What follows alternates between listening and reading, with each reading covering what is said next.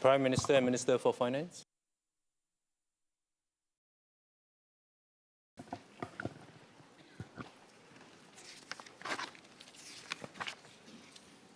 Mr. Speaker, I move that Parliament approves the financial policy of the government for the financial year 1st April 2026 to 31st March 2027. This is our first budget in this new term of government. It comes as we enter a post-SG60 phase in our nation-building journey. We begin this next phase at a time of profound global change. For nearly 8 decades, the world benefited from an international order that supported stability and economic cooperation. The system rested in large part on the leadership of the United States. It underwrote global security, championed open markets, and helped form the institutions and rules that enabled shared prosperity across the world, including here in Asia. That era has now come to an end. The US is reassessing and in some areas undoing key elements of the very system it once helped to build. Trade rules that were once promoted are being set aside. Global institutions are being bypassed, and long-standing norms are becoming less reliable. The cumulative effect is a weakening of the multilateral system. Countries everywhere have less confidence that common rules will protect their interests. As a result, more states are resorting to unilateral action, and some are becoming emboldened to do so. At the same time, the guardrails that once managed disputes and tensions are eroding. And so the world is becoming more contested, more fragmented, and ultimately more dangerous. Against this backdrop last year, there was widespread expectation that the US Liberation Day tariffs would trigger a sharp global slowdown. Fortunately, our worst fears did not materialize. Many firms adjusted quickly, front-loading production and imports to get ahead of the tariff measures. Subsequent trade deals, together with shifts in global supply chains, helped to reduce the actual impact of the tariffs. As a result, growth in the major economies held up, supported in part by strong investment in AI-related activities. In short, despite mounting stresses, the global economy proved more resilient than anticipated, and the international system continued to function. This year, however, we may not be so fortunate. Events in just the first month of 2026 have already been of exceptional scale and consequence. They have increased geopolitical tensions worldwide. As pressures build and the margin for error narrows, the resilience of the global system will be tested far more severely. There are also clear and growing signs of fragility in the global economy. Rising public debt in many major economies will strain financial stability and weigh on longer-term growth prospects. At the same time, heightened risk-taking in financial markets has pushed up asset valuations, leaving them vulnerable to abrupt corrections. And any such adjustment would dampen confidence and spill over into real economic activity. These external developments have a direct bearing on us. Last year, the resilience of the global economy, combined with our own economic strength, resulted in better-than-expected growth of 5%. Strong external demand boosted key industry clusters, including electronics and biomedical manufacturing. And these gains generated spillover across the broader economy. Some of the positive momentum will continue into this year, but amidst heightened global uncertainties, we expect a more moderate outlook for 2026. Growth is therefore projected at 2 to 4%, with inflation at 1 to 2%. Despite these uncertainties, we can move forward with confidence. Confidence grounded in fundamentals. Over the decades, we have systematically strengthened our economic foundations, deepening capabilities, investing in our people, and reshaping our industries as technologies evolve. We have built a reputation as a reliable and trusted hub, stable, secure, and well-governed. qualities that businesses and investors have come to value highly, more so now than before, precisely because the world has become more fractured and uncertain. All these give Singapore an important and tangible competitive advantage. But past success alone will not carry us forward. In a profoundly changed world, standing still is not an option. We cannot wait for conditions to turn more favorable. Nor can we fall back on strategies designed for a previous era. We therefore have a full agenda in this term of government to refresh our strategies and strengthen our social compact. Budget 2026 is the first step in this effort to secure our future in a changed world. It lays the groundwork for how we will navigate our next phase of development together as one people. In this budget, we will advance our refreshed economic strategy, harness artificial intelligence as a strategic advantage, build a resilient and skilled workforce, give families more support and greater assurance, protect our security and sustainability, and renew and strengthen our Singapore spirit. And I will touch on each of these in turn.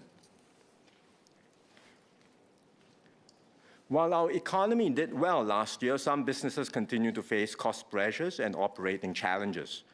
We will support our businesses and help them stay competitive. I will provide a 40% corporate income tax rebate in the year of assessment 2026. Every active company that employed at least one local employee last year will receive a minimum benefit of $1,500. The total benefit for each company will be capped at $30,000. This will provide short-term relief as we press on with our restructuring and transformation efforts. Growth will be harder in this changed world. We must aim higher, move faster, and be prepared to take calculated risk. This is why the government convened the Economic Strategy Review. The ESR Committee shared their midterm update last month, and we will move decisively to act on their recommendations. Our ambition is to secure growth at the higher end of the 2 to 3% range over the next decade. But growth itself is not enough. Growth must translate into good jobs and rising incomes for Singaporeans. And let me share how we will achieve this. First, we must adapt and connect differently in a changed global environment. Some countries are turning inward, seeking to reduce their external dependence. But for Singapore, that is not an option. To prosper, we still need to be connected to the world, trading with others, and integrating ourselves into global flows. Importantly, globalization has not ended. No country can succeed on its own. Most major products still depend on the global division of labor, combining expertise and materials from many countries, and on access to global markets to achieve scale. This fundamental reality has not changed. What has changed is globalization as we knew it. Economic flows are becoming more selective, partnerships more strategic, and resilience now matters as much as efficiency. So Singapore must adjust to these new patterns, staying open, but connecting in smarter, more diversified, and more resilient ways. And that's why we are forging new forms of cooperation with partners who share our commitment. Last year, we launched a Future of Investment and Trade Partnership, bringing together like-minded partners to cooperate in areas like technology, trade facilitation, and supply chain resilience. This month, the EU-Singapore Digital Trade Agreement entered into force, a landmark agreement with robust rules for digital trade. And later this year, we will sign a first-of-its-kind agreement on trade in essential supplies with New Zealand to ensure the continuity of critical trade flows between our two countries in times of crisis. We will also step up engagement with fast-growing markets, including in Latin America, Africa, and the Middle East. We will establish new embassies and strengthen our diplomatic and economic presence on the ground to take a better advantage of emerging opportunities in these regions. Closer to home, we are working with our neighbors to deepen regional integration. This includes cooperating on projects like the Johor-Singapore Special Economic Zone and the Batam, Bintan, and Karimun Free Trade Zones in Indonesia. In short, we will redouble our efforts to diversify globally and to integrate regionally. But connectivity alone is not enough. It must translate into real opportunities that our businesses can capture and seize. Many companies, many Singapore companies are already doing this. One example is Rotary Engineering. It started in 1972 offering electrical installation services to oil refineries and petrochemical plants here in Singapore. But it did not confine itself to our domestic market. Over time, it built a leading presence in Southeast Asia, delivering energy infrastructure services. And now it's venturing further afield and deepening its presence in the Middle East.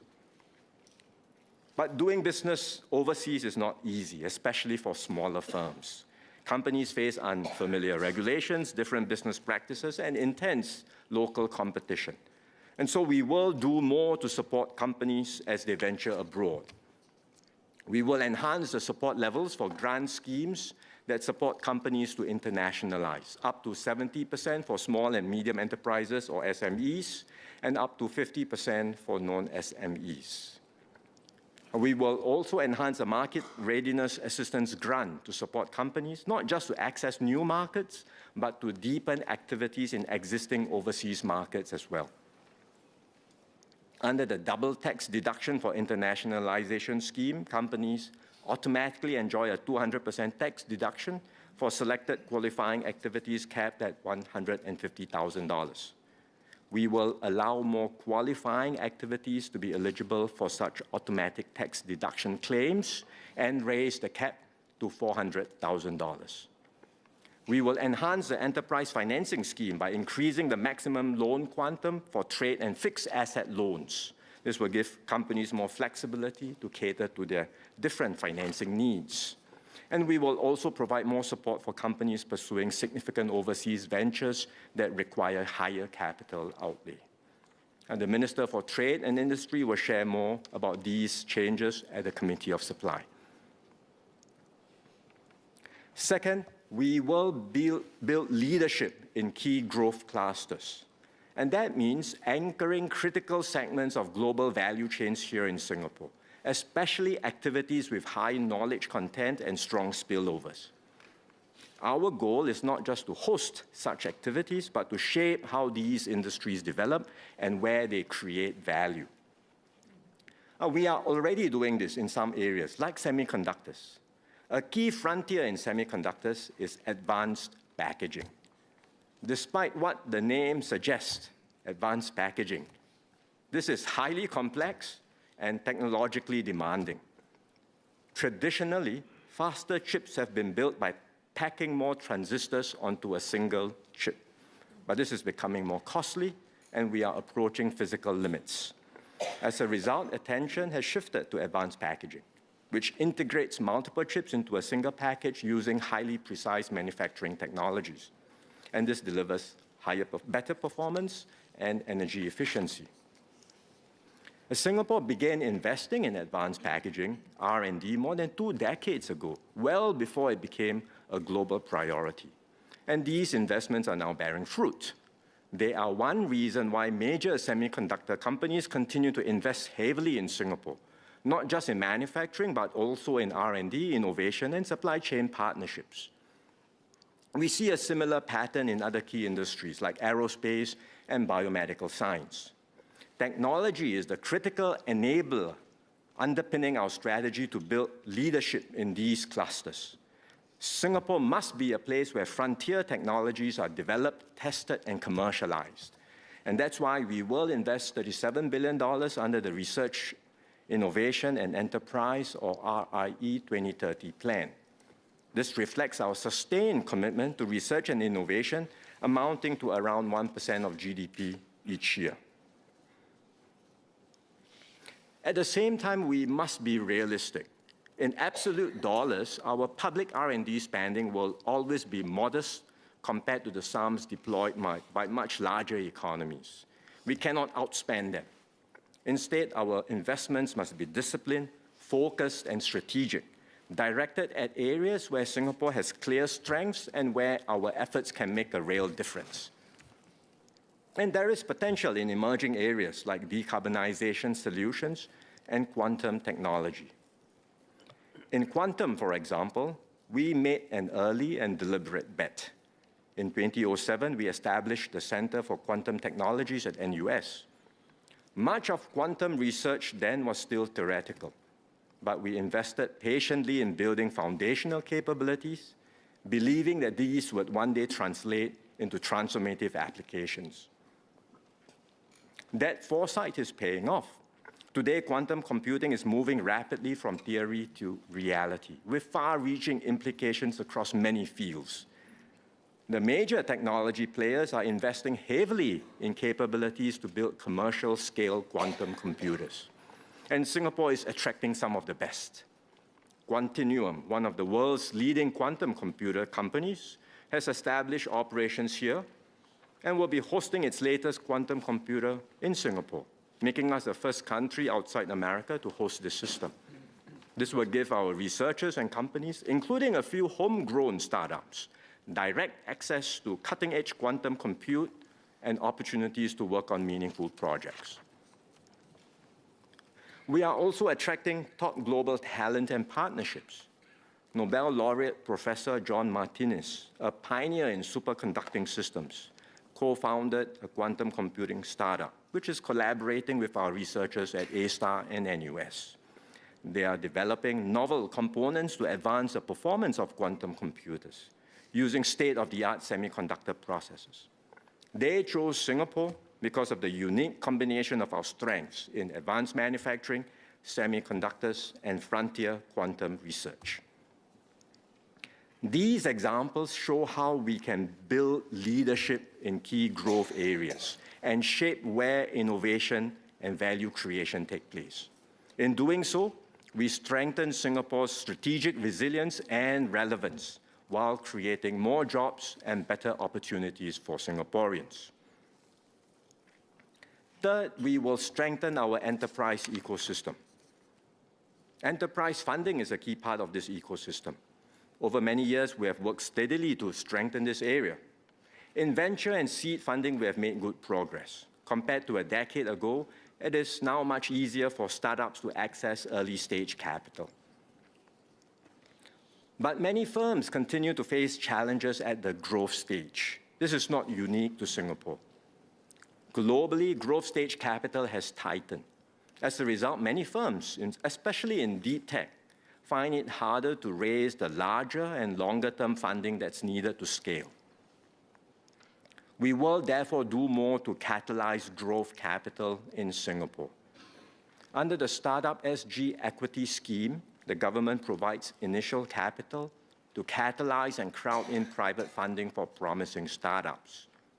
To date, the scheme has focused mainly on early-stage funding. We will now go further. I will set aside $1 billion to enhance Startup SG equity and expand its scope to cover growth stage companies.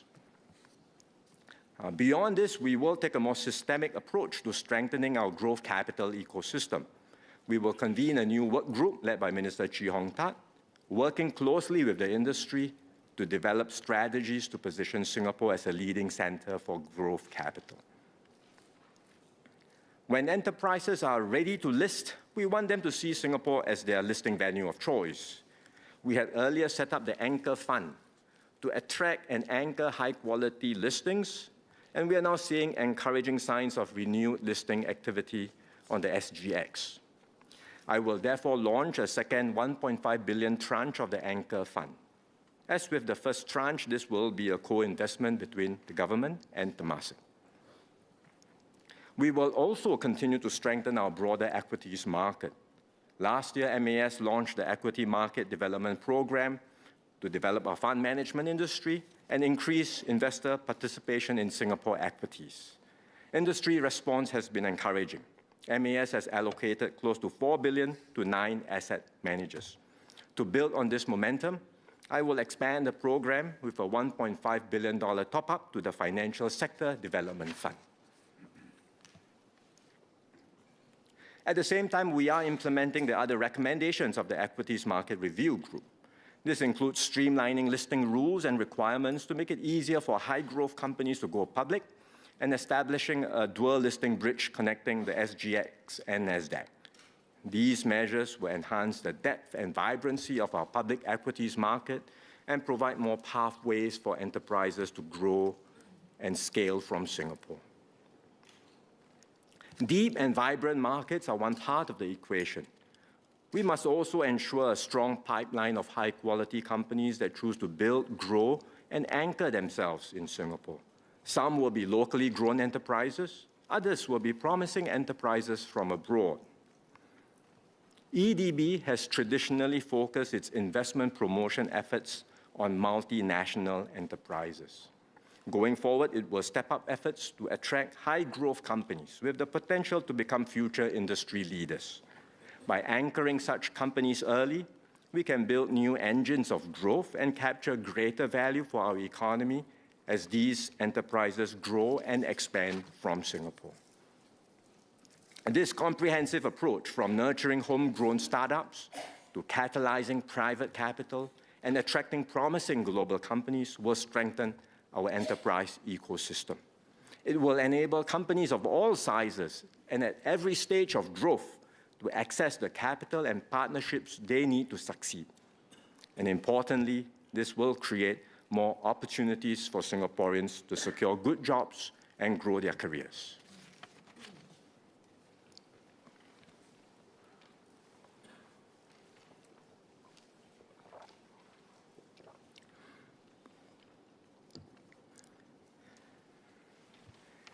In a changed world, a decisive factor for success will be how we harness new technologies, and foremost amongst them, artificial intelligence.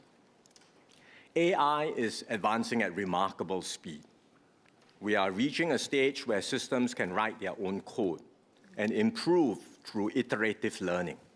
The potential is immense to raise productivity, unlock new discoveries, and transform lives in ways that we are only beginning to understand.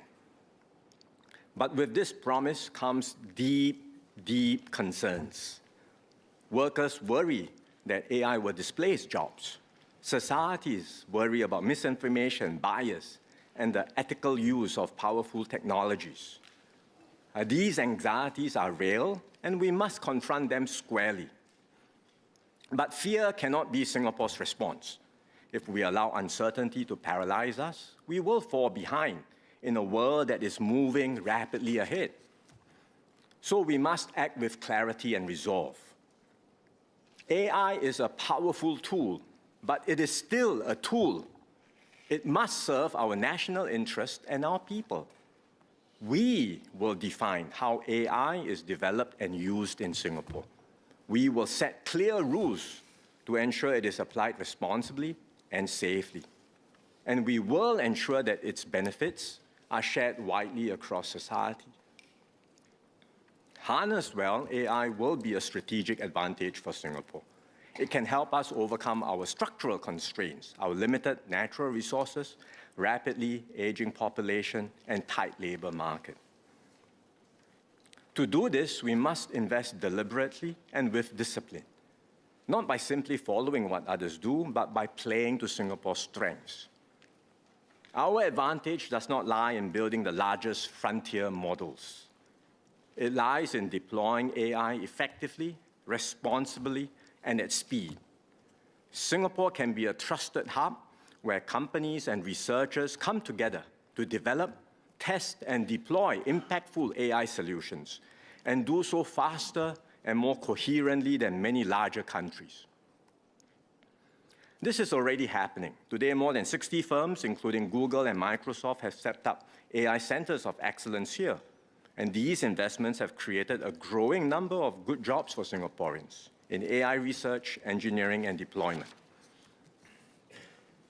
But to fully realize AI's potential, we must go beyond individual pilots and isolated experiments. We must organize at the national level and move with speed and scale.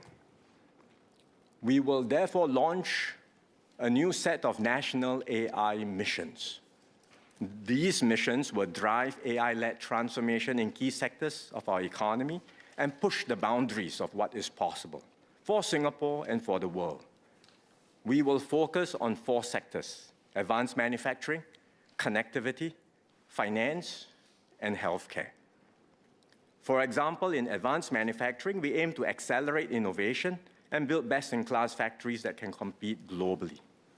In connectivity and logistics, AI can help to automate airport and seaport operations, move goods more efficiently, and strengthen Singapore's position as a leading global hub.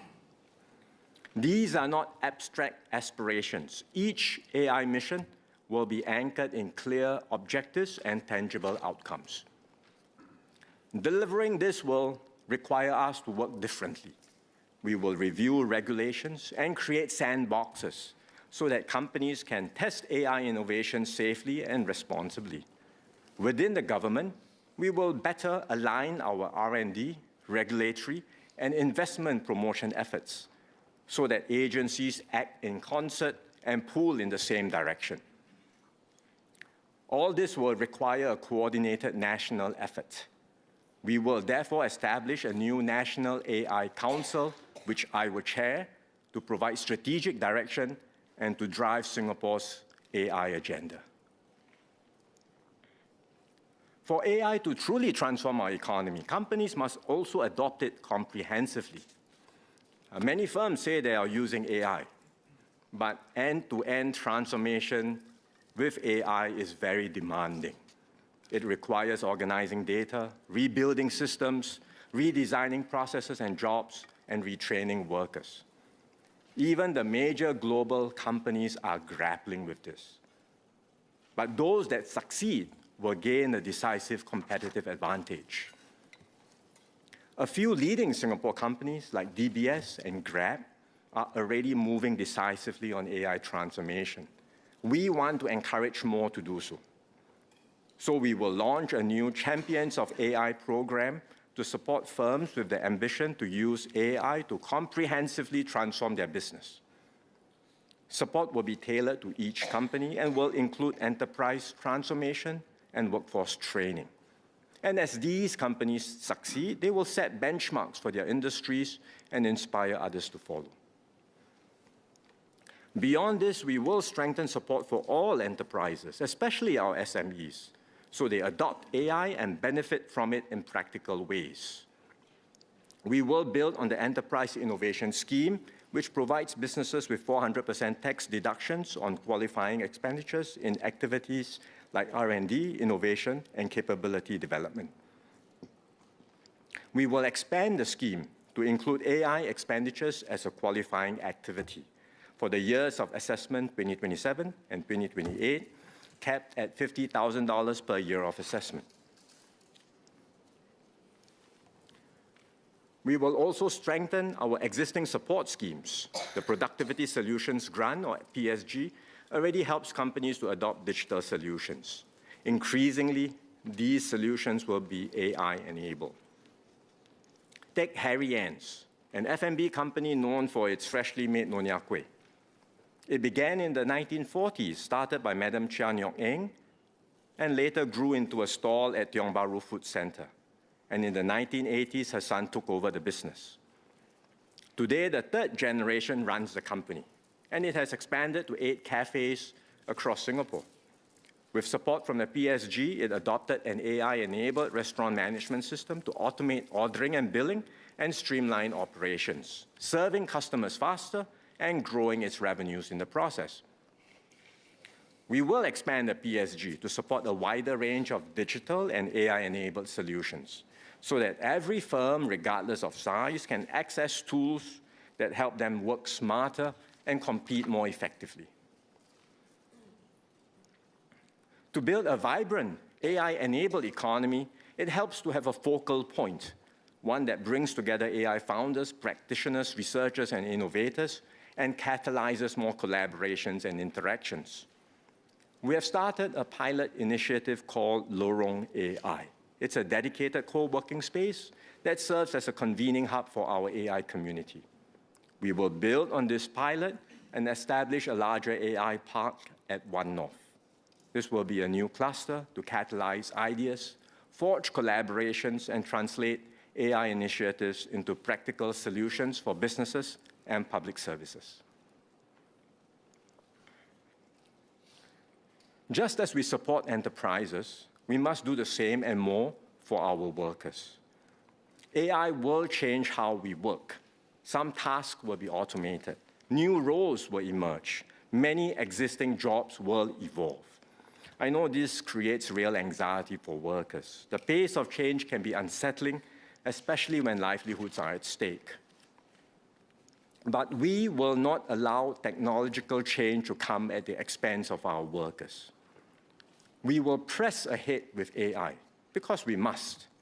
At the same time, we will put in place strong support to help our workers adapt and progress because we will take care of our own. The government will stand with our workers throughout this transition. No one will have to navigate the changes alone.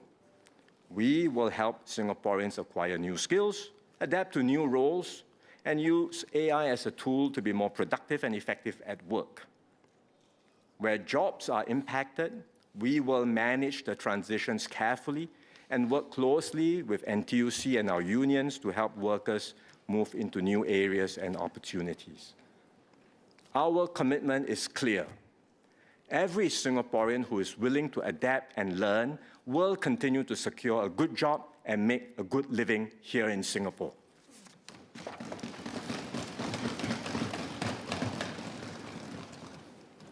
To succeed in this new reality, we must prepare both our future workforce and those already working today. For the next generation, we will strengthen AI literacy for students across all our institutes of higher learning.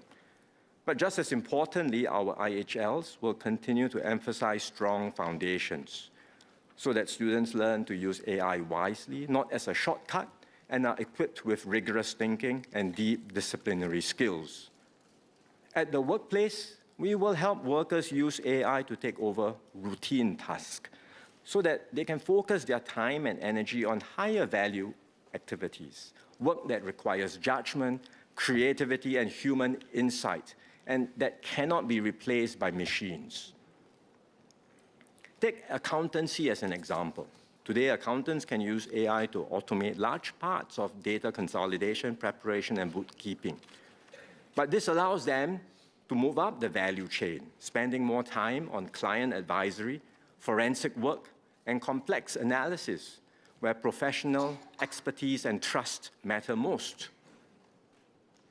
To support workers through this transition, we will help them build practical AI capabilities. And because AI is already reshaping many forms of white-collar and cognitive work, we will start with the accountancy and legal professions and progressively extend this to other fields.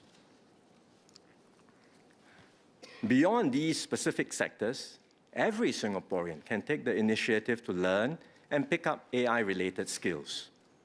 Today, many AI chatbots like ChatGPT or Gemini are widely available and easy to use. For many, they are just smarter versions of a search engine. But there's much more to AI than just doing a search. With the right guidance and prompts, these tools can do a lot more, helping users analyze information, generate ideas, and solve problems. Using AI well requires learning, practice, and the right support. There is already a wide range of AI-related courses on the SkillsFuture website, from fully online options to part-time and full-time programs. But we know it's not always easy to navigate the options and identify what is most relevant. So we will redesign the SkillsFuture website to make AI learning pathways clearer and easier to access, so that Singaporeans can quickly find courses that match their work needs and proficiency levels.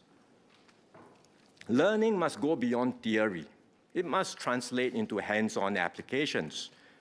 While most AI tools are free at a basic level, access to more advanced models requires a paid subscription.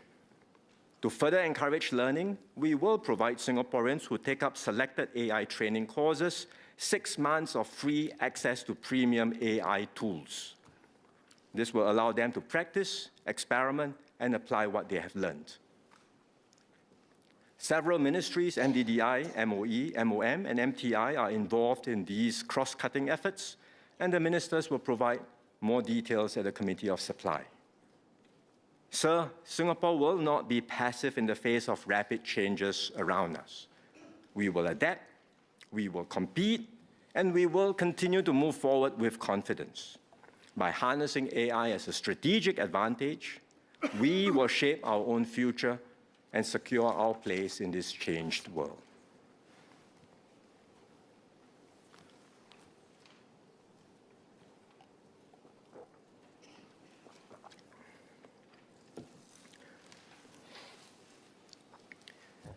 Singaporeans, and especially our workers, are at the center of everything we do. Ultimately, what matters is not just the policies we announce, but the outcomes they deliver in people's lives. And that is why we track results carefully and assess whether our efforts are making a real difference. Earlier this week, MOF released an occasional paper on income growth, inequality, and social mobility trends. It shows that over the past decade, we have made good progress, with broad-based wage increases and smaller income gaps. These improvements did not happen by chance. Left entirely to market forces, they would not have occurred on their own. Indeed, in many advanced economies, as growth slows, inequality becomes more entrenched. Singapore faces these same underlying pressures. That is why the government has and will continue to lean against these trends and strive to ensure that the fruits of growth are shared widely and fairly. Every Singaporean, regardless of where they start in life, should have a fair chance to pursue their aspirations and realize their full potential. So in this budget, we will continue to strengthen support for lower wage workers. The local qualifying salary, or LQS, sets the minimum salary that local employees must be paid in firms that hire foreign workers. We will raise the LQS for full-time local employees from $1,600 to $1,800. To help businesses defray some of the cost, we will enhance the Progressive Wage Credit Scheme, or the PWCS. We will raise the PWCS co-funding support for this year from 20% to 30%. We will also extend the PWCS for 2 more years to 2028. And from next year, we will raise the minimum wage increase to qualify for PWCS support from $100 to $200. This will better encourage and reward the firms that invest in their workers. These measures build on the progressive wage model, or the PWM, which we have developed together with NTUC and our tripartite partners. The PWM goes beyond a simple flat minimum wage and instead links pay increases to skills, productivity, and career progression. And it is delivering results. We will also continue to strengthen training support for the PWM. Last year, I announced additional support under the Workfare Skills Support for workers who take up long-form training courses. We will go further to enhance the basic tier of the scheme and increase the hourly allowance for workers who upgrade their skills. We will also do more to support lifelong learning for all Singaporeans through Skills Future. When we first started Skills Future more than a decade ago, the training landscape looked very different. At that time, our IHLs were still largely focused on pre-employment training. But we knew this was no longer sufficient. And that's why we set up Skills Future Singapore in 2016 under the Ministry of Education to embed lifelong learning within our education system. Today, we have achieved this objective.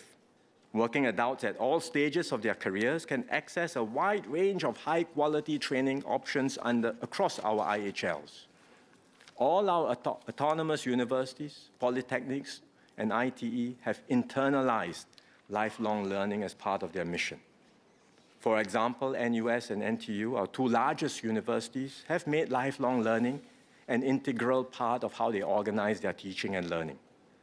They offer flexible pathways for alumni and adult learners to take modular courses, earn stackable credits, and progressively build these into recognized qualifications. Singaporeans, too, are increasingly embracing lifelong learning. Last year, more than 600,000 individuals took up training with Skills Future support offered by IHLs and private training providers. While Skills Future Singapore under MOE focused on skills training, we also had Workforce Singapore under MOM to engage employers and help job seekers find jobs. Over the years, we have worked to strengthen coordination between these two agencies. But in an era of faster technological change and more frequent job transitions, stronger alignment is needed, and our systems must work more seamlessly together.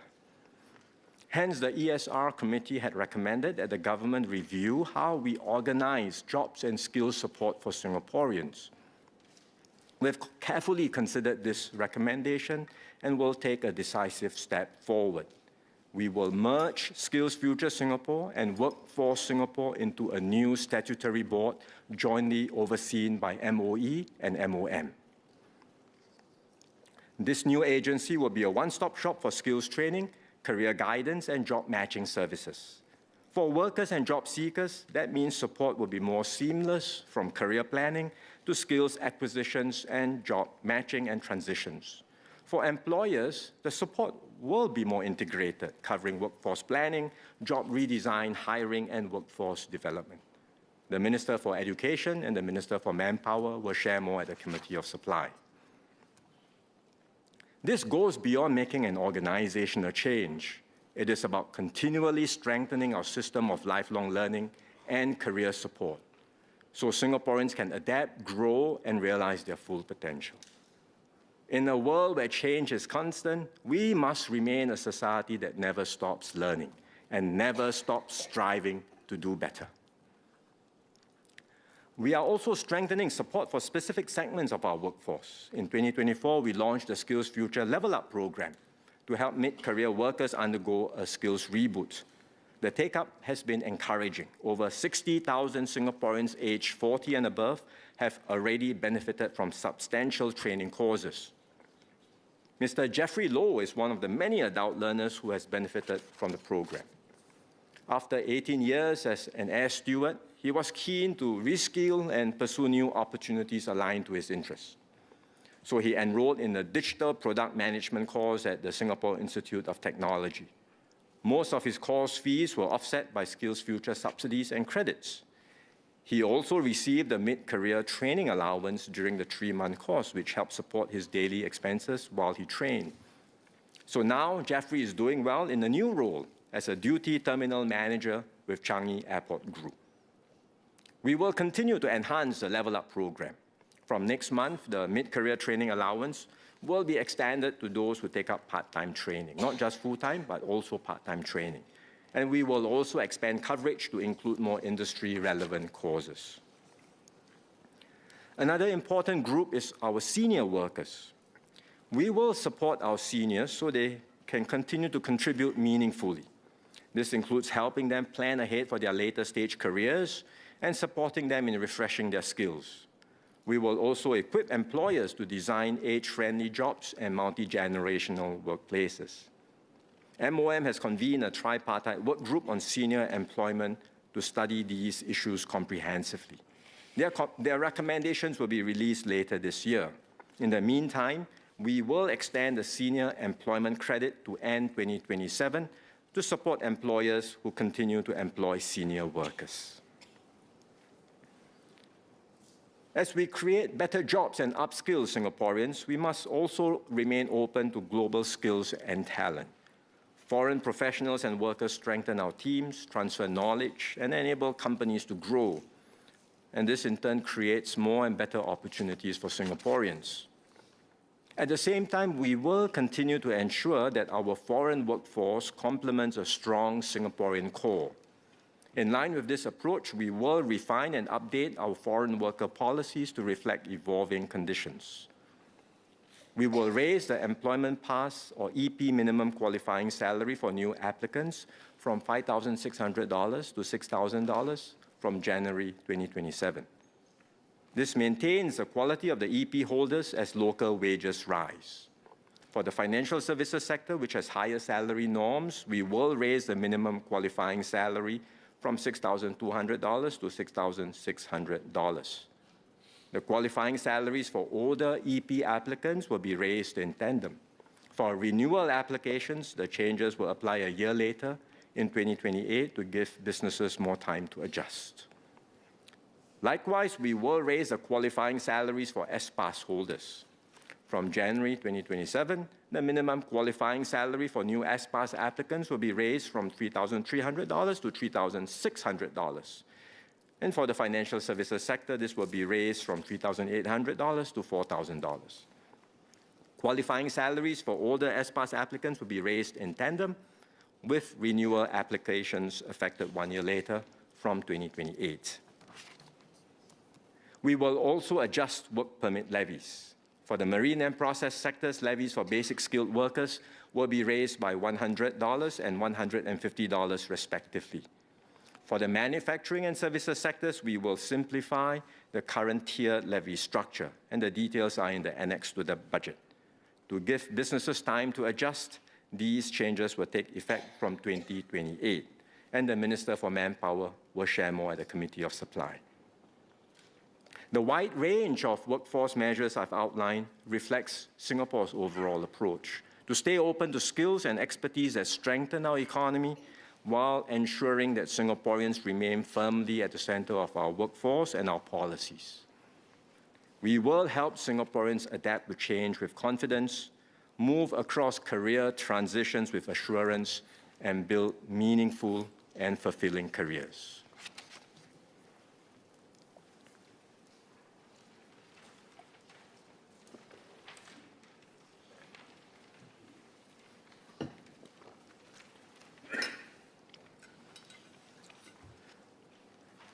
Sir, families are the bedrock of society and the first line of support for every individual. Through Forward Singapore, we have made significant moves in recent years to support Singaporeans and their families, from parents to seniors, caregivers, and persons with disabilities.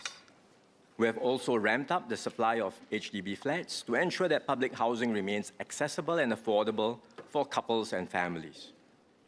In this budget, we will make further moves to give families more support and greater assurance.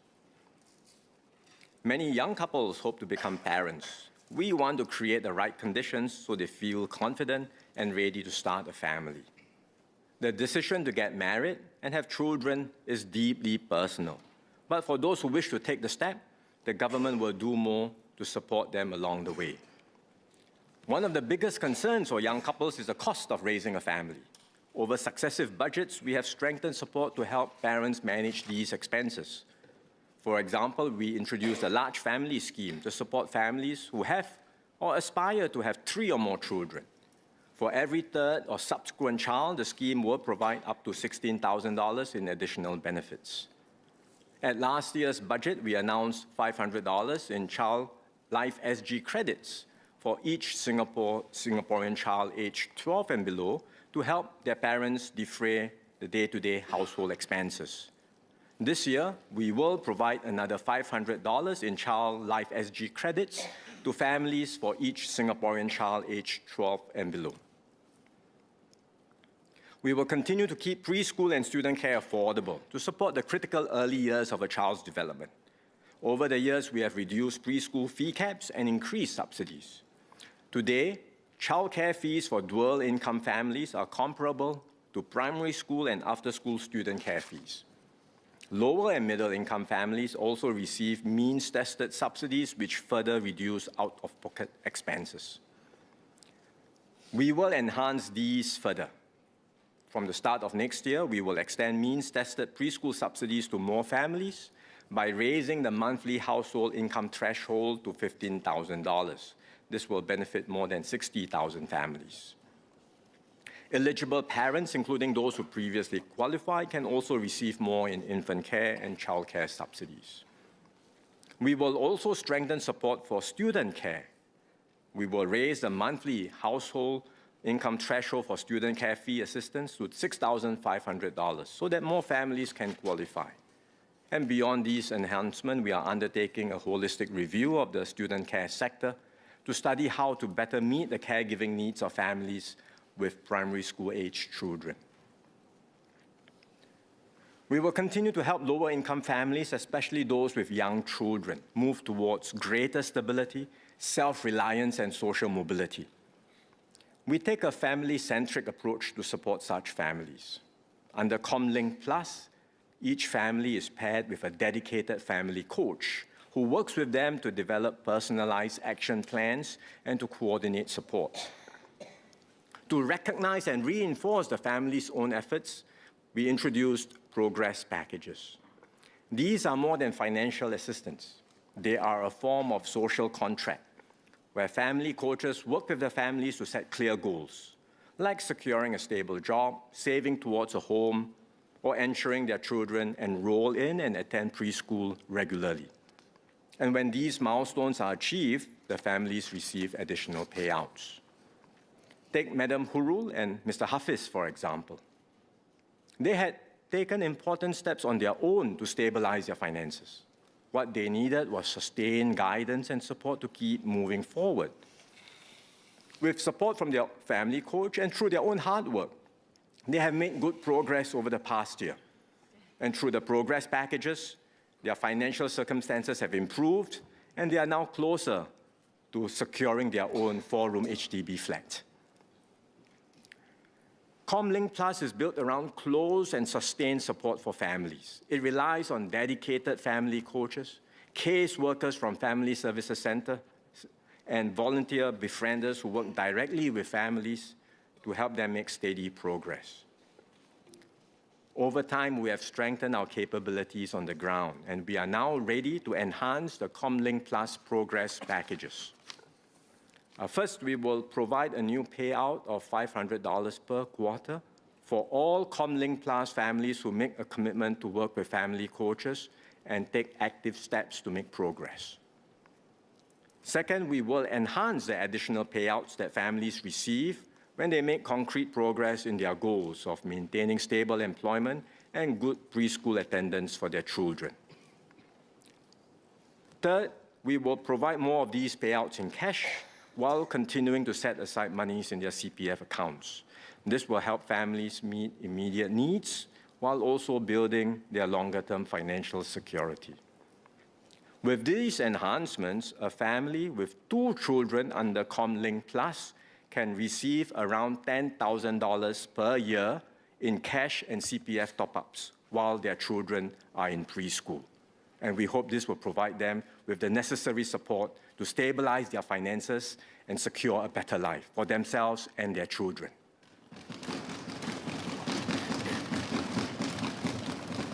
The Minister for Social and Family Development will provide more details of these changes at the Committee of Supply. We will also do more for persons with disabilities, as well as their families and caregivers. Minister of State Goh Pei Min is leading a task force to review how we can provide more meaningful support at different life stages for persons with disabilities and their families. This includes expanding capacity in community-based facilities, keeping services affordable, and supporting graduates of special education schools to secure meaningful employment and live well in the community. We look forward to the recommendations of the task force. Strengthening support for persons with disabilities is a key priority for the government and a shared responsibility for all of us. So the government stands ready to set aside additional resources to advance these efforts. As our population ages, we will also provide more support for our seniors so they can age with dignity, security, and peace of mind. We recently enhanced CareShield Life to provide higher payouts, giving seniors greater assurance against long-term care costs. We also increased CareShield Life premium subsidies to help cushion the impact of the higher premiums. I will top up the long-term care support fund by $400 million to fund the additional subsidies. With longer lifespans, retirement adequacy is another major concern for many Singaporeans. Our aim is clear. Singaporeans who work and contribute to CPF consistently should be able to meet their basic retirement needs with confidence. And over the years, we have enhanced the CPF system to achieve this. We introduced silver support to uplift seniors with less means, and the modular package to give additional assurance to our young seniors as they approach retirement. In this budget, we will take further steps to strengthen retirement supports. First, we will provide a CPF top-up of up to $1,500 for Singaporeans aged 50 and above, and with CPF retirement savings below the basic retirement sum. Those with lower balances will receive larger top-ups so that support is targeted at where it is most needed. Second, we will proceed with the next step of planned CPF contribution rate increases for senior workers in 2027. This will help older workers build up their retirement savings in their later working years. The government will also continue to provide the CPF transition offset to employers, covering half of the increase in employer contributions for 2027. Third, we will offer more investment options for CPF members who wish to grow their savings further. Today, the CPF system provides stable, risk-free interest rates to help Singaporeans build up their retirement nest egg. With the extra interest that CPF offers, CPF members can earn up to 6% per annum risk-free on their CPF balances. Some CPF members, especially those with a longer runway to retirement, are prepared to take more risk to generate potentially higher returns. But experience shows that most people do not do well picking and trading individual stocks. It is very hard to beat the market consistently. For retail investors, a more sensible approach is broad and diversified exposure through low-cost funds. But even then, risks remain, because some may invest when the markets are high and retire during a downturn, precisely when they need their savings. And that's why the CPF advisory panel earlier recommended introducing a lifetime retirement investment scheme. This is essentially a life cycle investment approach with a predefined glide path to retirement. In other words, members take on more risk with greater exposure to equities when they are younger, and their investments are automatically rebalanced towards safer assets as they approach retirement. We studied this recommendation carefully. Currently, such life cycle investment products are available in the market, but they have traditionally come with high fees. So rather than leave this entirely to the market, the government will help shape and develop such products under a new scheme for CPF members. Later this year, CPF board will engage the industry and invite expressions of interest from potential providers. A key requirement will be that the fees are kept low. We will select 2 to 3 credible providers to keep choices simple for members. The government will also be prepared, in principle, to provide some time-limited support to kickstart the scheme. Participation in the new investment scheme will be voluntary.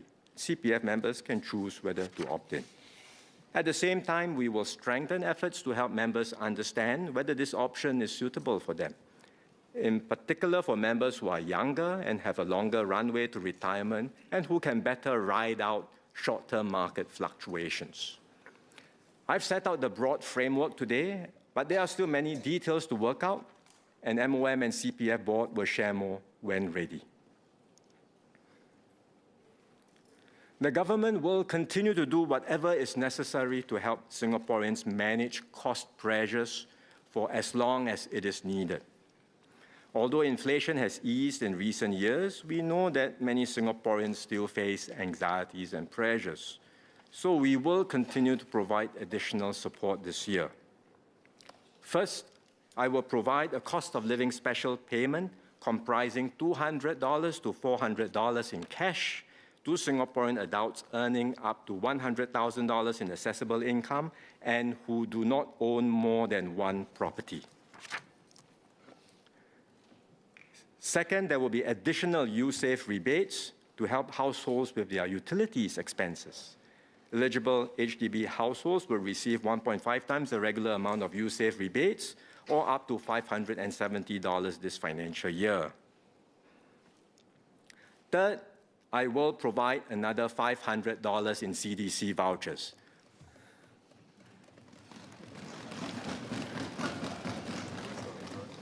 This will be for all Singaporean households in January 2027. Similar to previous rounds of CDC vouchers, half can be used at participating supermarkets, while the other half can be used at participating heartland merchants and hawkers.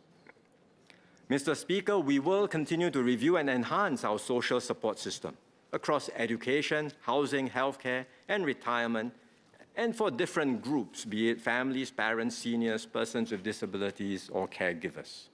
We will keep working at this steadily and responsibly so that Singapore remains an inclusive and united society and a place that we are all proud to call home.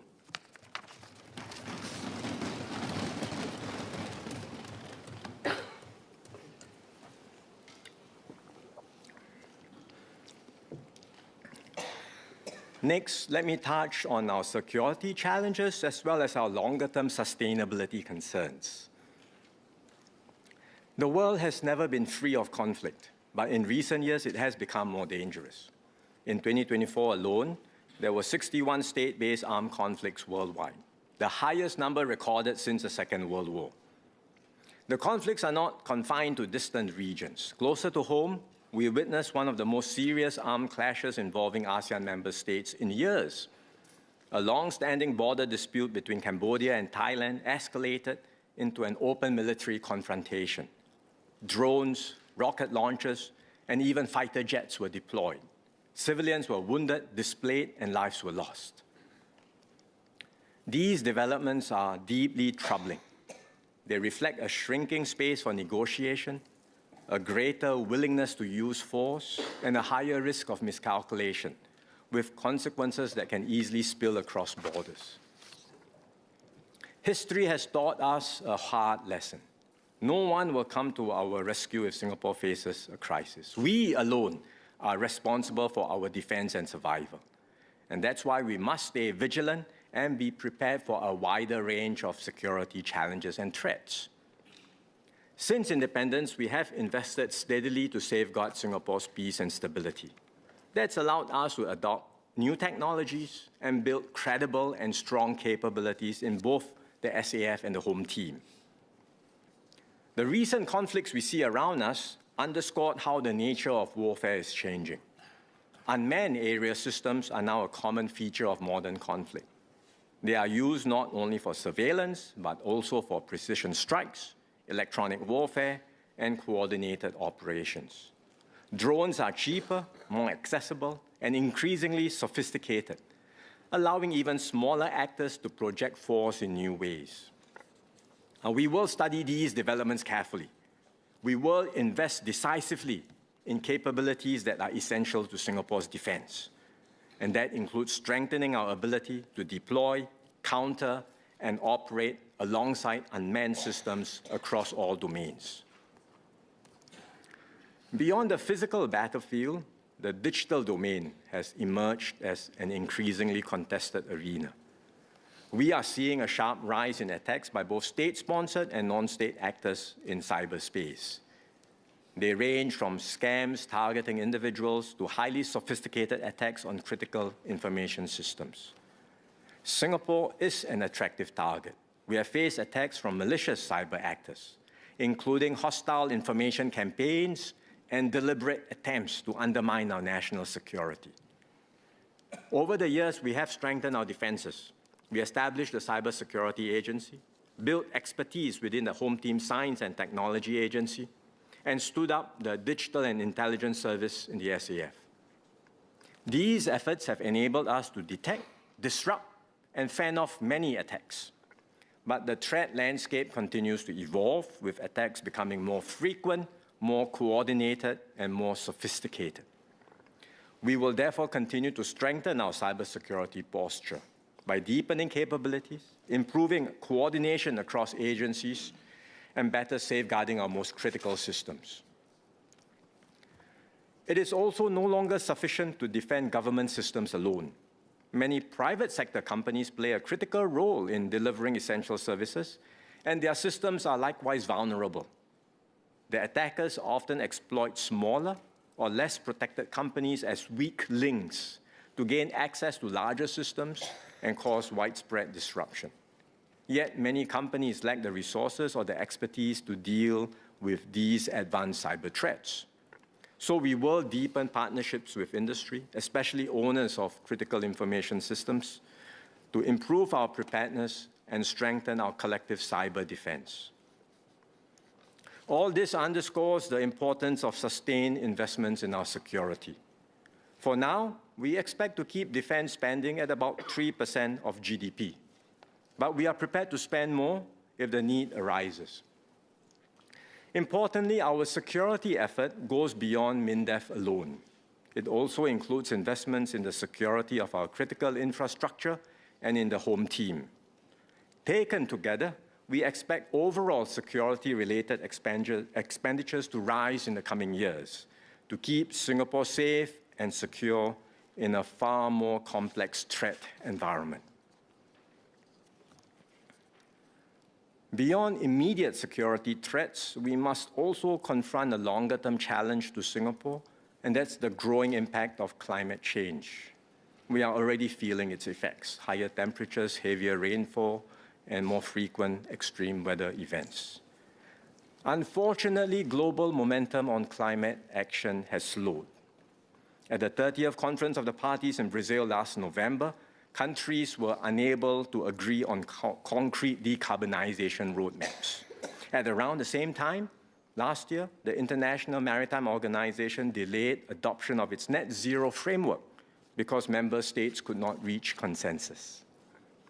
Some governments are scaling back their climate ambitions. But for Singapore, retreating from action is not an option. We will continue to do our part, not only to address climate risk, but also to secure our longer-term resilience and competitiveness. A key pillar of our climate strategy is the carbon tax. It sends a clear price signal to encourage emissions reductions. This is already having an impact. Firms are investing more in low-carbon solutions and improving energy efficiency. We had earlier announced our carbon tax trajectory for this decade. The tax has just been raised to $45 per tonne for this year and next, and the plan is to reach $50 to $80 per tonne by 2030. For HDB households, the additional USAVE rebates that I highlighted earlier will help to cushion the impact of the carbon tax. For businesses, we will extend the energy efficiency grant and support for green loans under the enterprise financing scheme. This will help firms invest in energy efficient and sustainable solutions.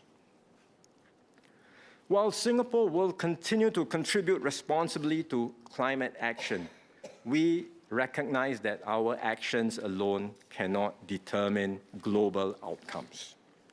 We will therefore calibrate our moves cautiously, doing our part to reduce emissions as a responsible global citizen, while taking into account what other countries are doing in order not to put ourselves at a competitive disadvantage. So beyond 2027, we are assessing Singapore's carbon tax trajectory carefully in light of international developments. Singapore already has the highest carbon tax rate in the whole of Asia. If global climate momentum continues to weaken, we may need to position ourselves towards the lower end of the $50 to $80 per tonne range by 2030.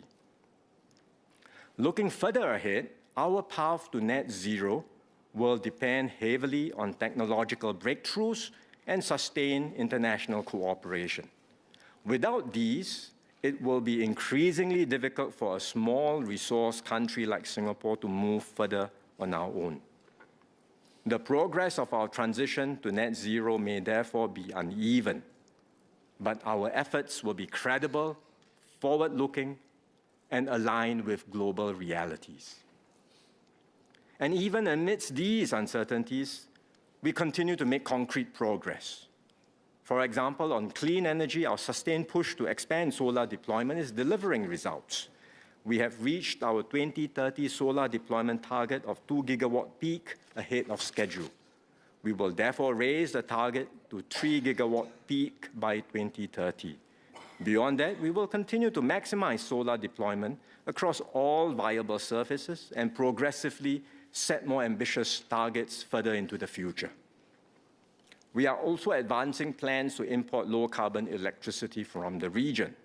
They are at various stages of development. While not all will materialize, those that do will help to reduce our carbon footprint and strengthen our energy resilience. Importantly, we are actively pursuing possibilities to further diversify our energy mix, be it through hydrogen, geothermal energy, or civilian nuclear power. We are building up capabilities in nuclear energy to be able to assess its safety and viability for Singapore. We have initiated cooperation with the US and France and are discussing similar arrangements with other partners like South Korea. In transport, we remain committed to achieving 100% cleaner vehicles by 2040. Incentives are in place to encourage early adoption of electric vehicles, and charging infrastructure is being expanded nationwide. We are also greening our aviation and maritime sectors. In aviation, we are supporting demand for sustainable aviation fuel with a target of 1% sustainable fuel use for flights departing Singapore this year. In shipping, we are partnering industry to develop a low-carbon ammonia bunkering solution on Jurong Island. If successful, Singapore will be amongst the first countries in the world to supply ammonia commercially as a fuel for international shipping. Sir, the years ahead will be beset by uncertainties, from geopolitical tensions to cyber threats and climate risk. We will face these challenges squarely and overcome them one by one. And that's how we will move forward steadily and decisively to build a safer and more sustainable home for generations to come.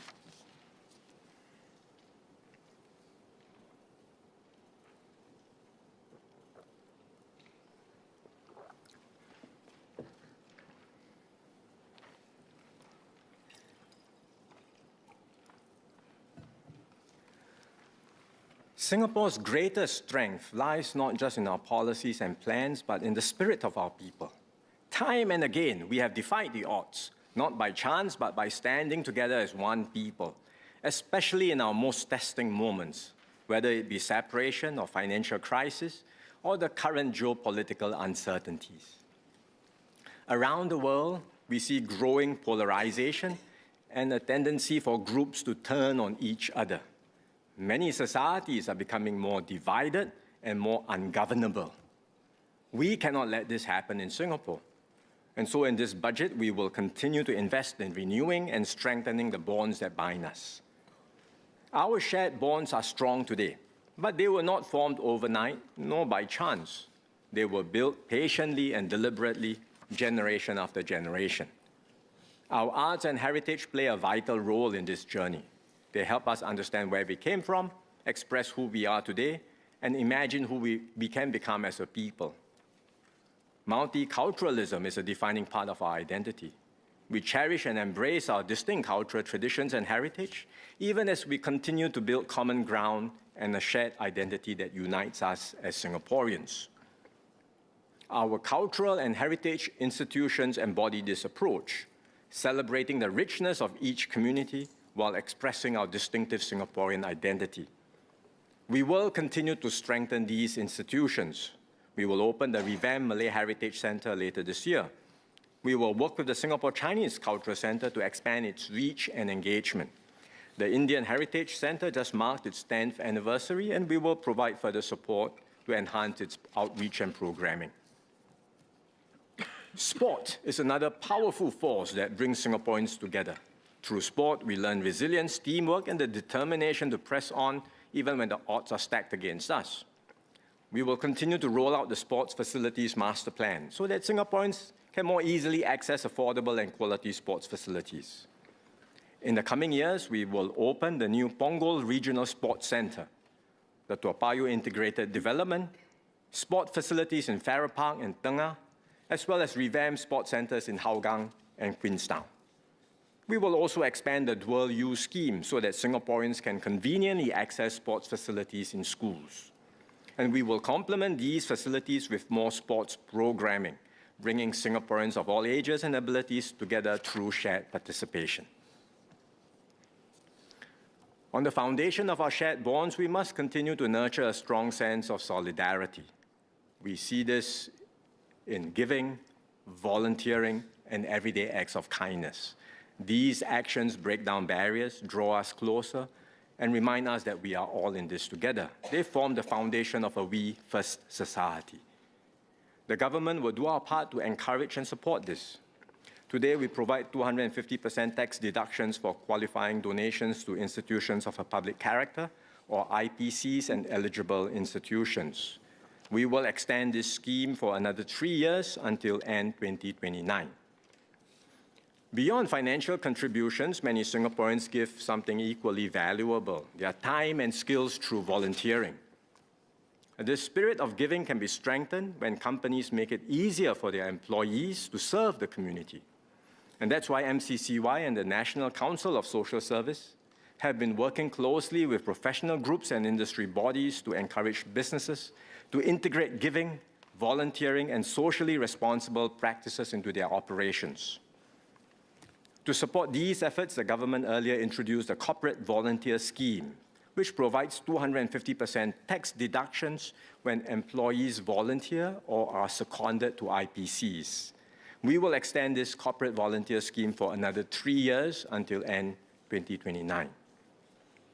Singaporeans also contribute by starting ground-up initiatives to meet community needs.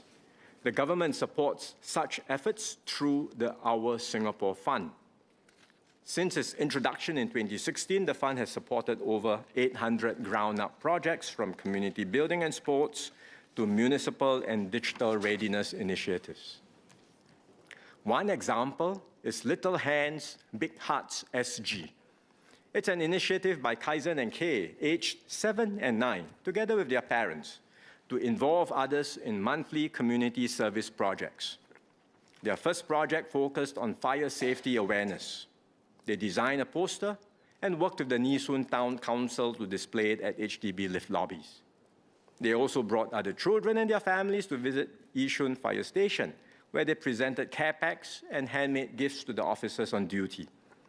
They have more projects in the pipeline, from a beach cleanup and support for seniors to donating school supplies to children and writing appreciation cards to our migrant workers. It's a wonderful example that shows anyone, no matter how young, can step up to make a difference. Last year alone, the Our Singapore Fund received more than 250 applications. At the same time, we've heard feedback on how the fund can be improved, including the need for larger grant amounts, longer funding horizons, and broader eligibility. So we will launch a new $50 million SG Partnerships Fund. This is to catalyze ground-up initiatives and help them build sustained capabilities and impact. The new fund will provide differentiated tiers of funding over different time frames, including grants of up to $1 million for larger multi-year projects. We will also continue to partner our youth and open up more avenues for them to shape Singapore's future. Youth panels have enabled young Singaporeans to work with the government on issues that matter to them. In the first round, 120 youths contributed across 4 panels. We will launch the next round of youth panels later this year, enabling more young people to step forward and make a difference. The Acting Minister for Culture, Community and Youth will share more details on these initiatives at the Committee of Supply. Sir, our forefathers understood that Singapore's success would ultimately depend on unity, not just shared prosperity, but also shared responsibility. This conviction is captured in our pledge, which begins with we and affirms that we are one united people. That sense of togetherness has carried us through uncertainty and brought us this far.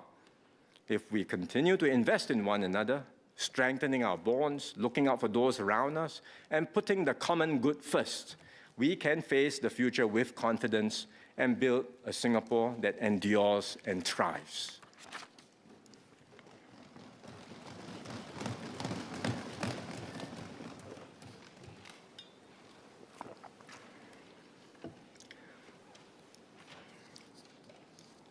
Now let me touch on our fiscal position. Our prudent fiscal approach remains one of Singapore's core strengths. We manage our public finances with discipline and care, ensuring that revenues are sufficient to meet expenditures and that every dollar is used responsibly for the benefit of both present and future generations. The changes we made in the last term of government have put Singapore on a healthy and sound fiscal footing. We have a tax and transfer system that is fair, progressive, and anchored on shared responsibility. And that gives us the capability and the confidence to move forward. This year, I will adjust vehicle taxes. Currently, car buyers are taxed through the additional registration fee. To encourage timely renewal of the vehicle population so that it is safer and less pollutive, we provide a preferential additional registration fee or PAF rebate for cars deregistered by their 10th year. This is sized as a percentage of the additional registration fee paid. Electric vehicles are less pollutive than conventional petrol cars. And as EVs become more common, the need to encourage early deregistration through PAF rebate is reduced. Therefore, I will reduce the PAF rebate by 45 percentage points. I will also lower the PAF rebate cap from $60,000 to $30,000. And this will apply to all cars registered with certificates of entitlement obtained from the next bidding exercise. Next, to discourage the consumption of tobacco products, I will implement a 20% increase in tobacco excise duty across all tobacco products with effect from today. The details of these tax changes are in the annex. So let me summarize our fiscal position. For financial year 2025, we expect higher revenues. This is partly due to the better-than-expected economic performance, which I shared earlier. Another key driver is the increase in our corporate income tax collections. In financial year 2024, corporate income tax contributed 4% of GDP, and that was significantly higher than in past years. I talked about this in our last budget. Based on the latest estimates, we expect corporate income tax collections to increase further in FY 2025. We also saw higher asset-related revenue collections, such as vehicle quota premiums and stamp duty, driven by strong demand for private vehicles and properties. Therefore, I expect to end FY 2025 with a surplus of $15.1 billion, or 1.9% of GDP. For FY 2026, I expect a smaller surplus of $8.5 billion, or 1% of GDP. Our approach remains to keep the budget balanced over time and across the ups and downs of the economic cycle. Looking beyond this budget, our public finances remain sound and resilient. On the revenue side, we will proceed with the implementation of the top-up tax under Pillar 2 of BEPS. This will raise the effective tax rate for large multinational enterprises operating in Singapore to 15%. So we expect higher corporate tax collections from FY 2027 onwards. At the same time, our spending needs will grow across multiple fronts. First, on external relations and security, we will need to invest more in expanding our overseas partnerships and in building up deeper capabilities to keep Singapore safe and prepared for emerging threats. Second, on the economic front, even with the BEPS initiative, many other countries are rolling out generous incentives to reshore and onshore major investments. That is the reality of today's competitive landscape. To remain attractive and stay in the game, we must update and strengthen our investment promotion toolkit. And that's one reason why MTI's expenditure has risen sharply in this budget and why it is likely to remain elevated in the years ahead. Third, on social needs, we had anticipated higher spending for healthcare and provided for it through the GST rate increase. But healthcare is not the only social need we must address. We also need to strengthen assurance for families, enhance social mobility, and boost retirement adequacy so that Singaporeans can face each stage of life with confidence and peace of mind. And finally, we must prepare for longer-term challenges. We have set aside resources through specific funds for major future needs, including critical infrastructure investments for our energy transition and coastal protection. And in this budget, we will make further top-ups to the relevant funds to support the development of Changi Airport, as well as our longer-term economic strategies. We therefore expect both revenues and expenditures to continue rising. The government will manage this increase carefully, ensuring that spending remains supported by revenues and consistent with our objective of maintaining a balanced budget over the medium term. Sir, our sound public finances give us the ability to act decisively and to invest where it matters most. This puts Singapore in a very different position from many other countries where governments are constrained by debt and deficit pressures and forced into difficult trade-offs over what to cut.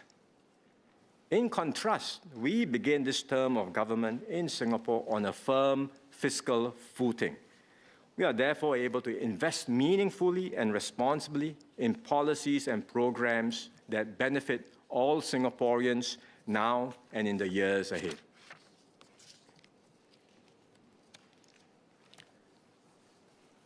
Mr. Speaker, Singapore has come a long way from its humble and tumultuous beginnings.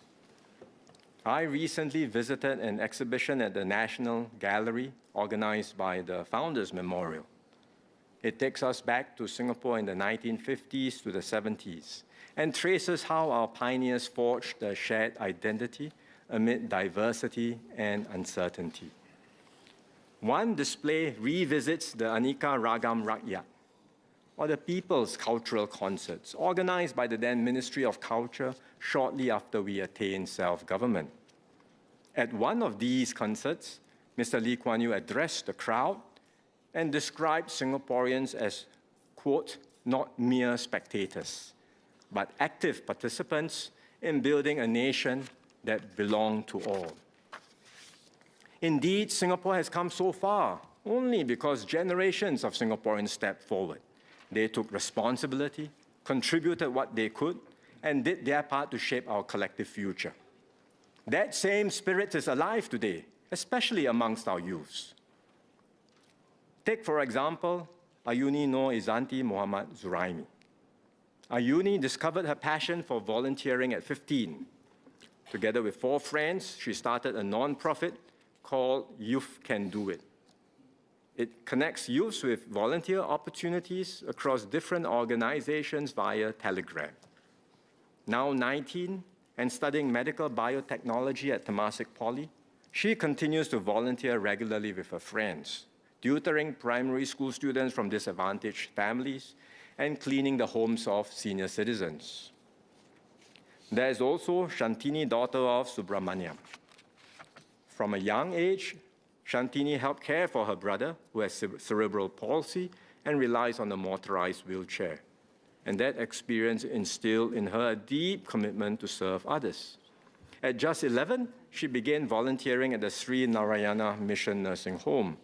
Today, at 23 and studying nursing at NUS, she leads the operations for Project Caring Hearts, a volunteer initiative that supports palliative patients through befriending programs and community outreach. Then there is Joseph Tan Kai Heng. He first became active in community service while studying electrical engineering at ITE College West, volunteering with the Hardware Network.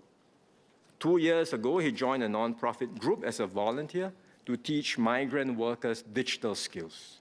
Now 19 and a computer engineering student at Singapore Poly, he remains deeply committed to this cause, driven by his belief that migrant workers who have contributed so much to Singapore's development also deserve opportunities to upskill and progress. These stories differ in form, but they are united in spirit. They remind us that nation building has never been the work of a few or of one generation alone. It is the cumulative effort of ordinary Singaporeans, Singaporeans who choose in their own ways to step forward and make a difference. Today, this sense of shared responsibility matters more than ever. We cannot afford to be mere spectators. We must be active participants, looking out for one another, strengthening our social bonds, and contributing to a Singapore that belongs to all of us. This is the conviction that underpins Budget 2026. It is a budget to support Singaporeans today, prepare our society for tomorrow, and enable us to navigate this changed world with confidence. Together, we will secure a stronger, fairer, and brighter future for all. Mr. Speaker, I beg to move.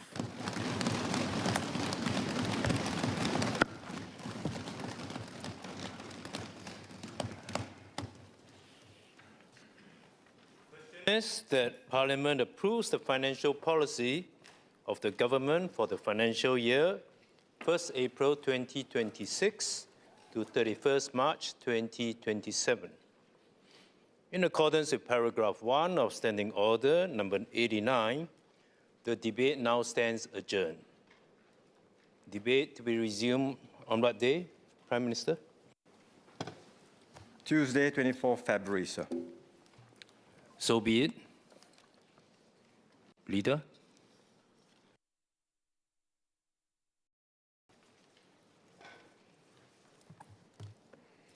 Mr. Speaker, I move that at its rising today, Parliament do stand adjourned to 24th February 2026.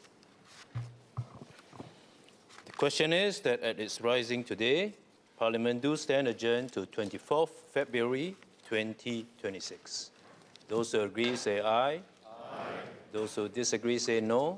I think the ayes have it. The ayes have it. Leader.